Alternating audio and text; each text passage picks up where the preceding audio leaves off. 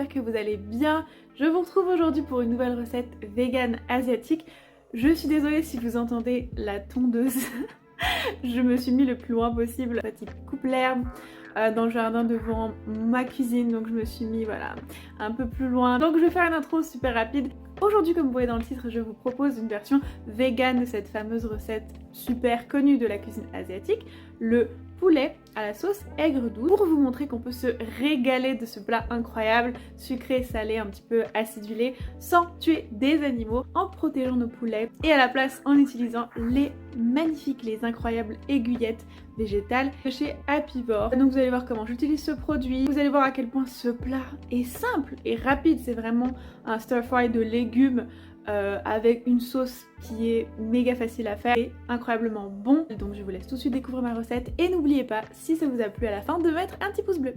On va donc commencer par éplucher des légumes, donc 2 échalotes en gros morceaux, 2 gousses d'ail émincées très finement, une tomate en gros quartiers comme ceci, et un demi-poivron, sachant qu'il était gros ce poivron, un poivron vert en petits morceaux. Et bien sûr, si vous avez de l'ananas frais, c'est mieux, mais j'en avais pas, donc j'ai pris 3 tranches d'ananas en conserve.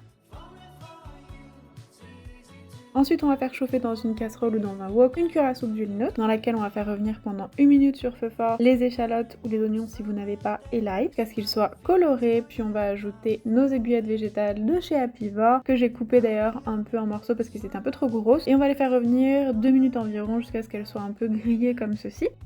Sur feu moyen, puis on va ajouter notre poivron, on va le faire revenir 1 minute. Ensuite, on va ajouter nos tomates et notre ananas qu'on va faire revenir aussi 1 minute.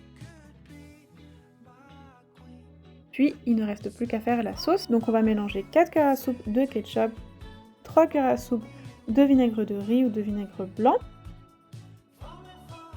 2 cuillères à soupe de jus d'ananas, 2 cuillères à soupe de sauce soja et 3 cuillères à soupe de sucre de palme, ainsi qu'une petite pincée de sel. Et on va mélanger et c'est tout. Mélangez pas trop longtemps, 30-40 secondes, faut pas que la sauce réduise trop, faut juste qu'elle s'accroche bien simplement comme ceci. Et voilà, c'est super rapide, c'est délicieux. Vous pouvez le faire plus ou moins sucré, plus ou moins salé.